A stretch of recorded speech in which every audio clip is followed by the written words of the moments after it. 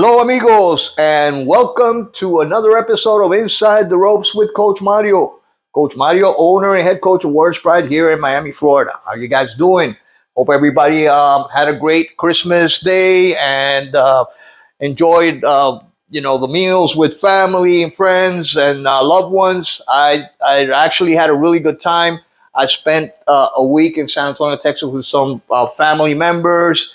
Um, Enjoyed a typical Puerto Rican food that my lovely wife, cooks. She does the whole thing. Smorgasbord of Puerto Rican food: arroz con gandule, pasteles, lechon asado, tembleque, coquito, the whole 9 yards, guys. It was unbelievable. She can cook it all.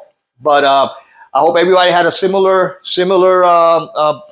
meal. I know here in the States it's a different culture and everything else, but and around the world. So share some of your meals that you had, back in Christmas Eve, back at your own city and state, and across the country and across the world. If you had any typical foods that you guys want to share with us, I'd like to hear your comments. All right, today we're gonna talk a little bit about some news I read on different websites regarding the next fight for Mr. Devin Haney. All right, Mr. Devin Haney, the Dream Haney, apparently is in negotiations to fight Ryan Garcia. All right, Ryan Garcia, a man that's not even ranked in the top 10 of the WBC rankings. Actually, he's ranked seven. Let me go back to that comment. All right, he should not be ranked. He is ranked, but should not be ranked at all. This guy had one fight with Oscar Duarte, who was knocked out by Ergashev, who actually was knocked out by Matias in his last fight. So how can you rank somebody that fought a person's not even ranked in the top 10? You can rank them seventh on the WBC. So anyway, this is my point. I've been saying this for a while. Bill Haney is a trickster. Bill Haney is showing you a sleight of hands, trying to fool you with his trickery. All right, trying to uh, trick everybody into thinking that he's actually doing some kind of a negotiation with Suriel Matias when he wasn't really doing that. He was just trying to entice another fighter to actually improve his chances of negotiation. All right? And that's some of the strategy he uses. And he knows that a fight with Ryan Garcia, like I said before, is more lucrative for his son.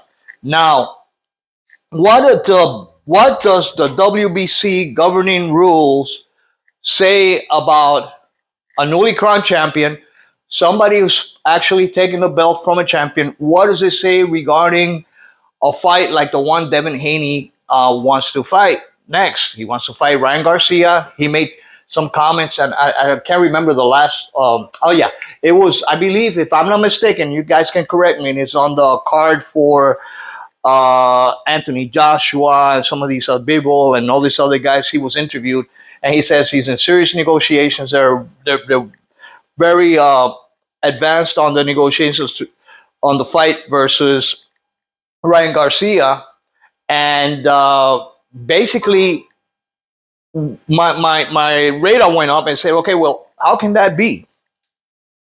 Because according to the WBC governing rules, I'm gonna read them to you, and I looked them up. I just wanted to make sure because I know the other organizations require a newly crowned champion to defend his title for the first time against the top ranked, or one of the top ranked fighters in that division. In this case, you remember that Suriel Matias wanted to fight Sergey Lipinets right after the victory against Jeremias Ponce, and he was not allowed by the organization. Uh, he was not allowed to fight Lipinets. He was actually forced with threat of being losing his title, being stripped of his title. He had to fight their top ranked guy, who was Ergashev. All right. So let me read to you what the WBC says regarding new champions. All right. Okay. The WBC, World Boxing Council, has a mandatory defense rule in place that require a newly crowned champion to defend their title against the number one mandatory challenger. This is a standard practice in professional boxing and is meant to ensure that deserving contenders get their opportunity to fight for the championship. The WBC, like other major boxing organizations, implements mandatory defense rules to maintain the integrity of the sport. That's a joke. And provide fair opportunities for contenders to vie for the championship. When a boxer wins a world title, they are typically, you know, required to make a mandatory defense against the highest ranked challenger recognized by the sanctioning body. The purpose of the mandatory defense is to prevent a champion from avoiding the top contenders, like Canelo's been doing for a long time, and to ensure that the best fighters face each other. This rule also helps to maintain the competitive balance within the weight divisions and provides an opportunity for new talent to emerge. All right? In a nutshell, will the WBC allow Devin Haney, a new champion, to go over and ignore the rules and fight a person that should not even be ranked in the top 10 of the junior welterweight division for the WBC? That's a question to all you guys. I want to see what you guys think.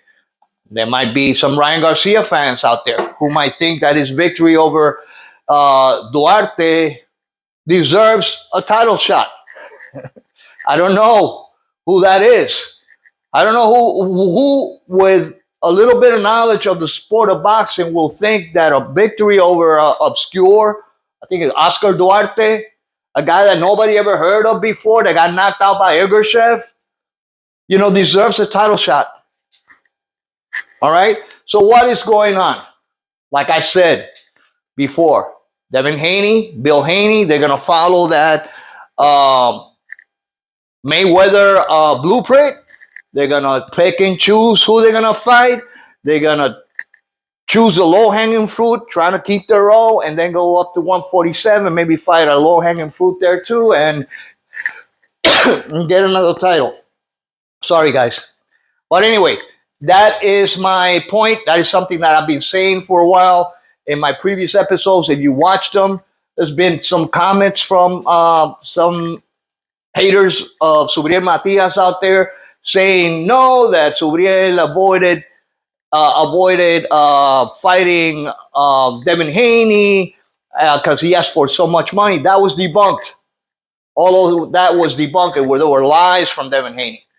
And actually, you can hear Devin Haney and Nayar Panda, who is Subriel Matias' trainer, talk about that situation. All right. So again, if you're in doubt, if you don't know what's going on, go look at some of the videos, some of the interviews, some of the footage of Subriel Matias' manager just clearing that whole situation up, and why you can't believe a word coming out of Bill Haney's mouth, right? So again, Devin Haney is going to fight someone who should not be ranked for the title just to make money, all right? The WBC is the most corrupt organization in boxing. It's been the most corrupt organization in boxing for decades. It's the president of the WBC, Sulaiman, his father was corrupt. His son is corrupt. I think his son is more corrupt than his dad, which was something unbelievable, all right? This guy set a bar of corruption, and then his son just broke that record, all right? They continue to give certain privileges to some fighters who are the ones, the cash cows, the guys that are making more money. They've done that with Canelo Alvarez.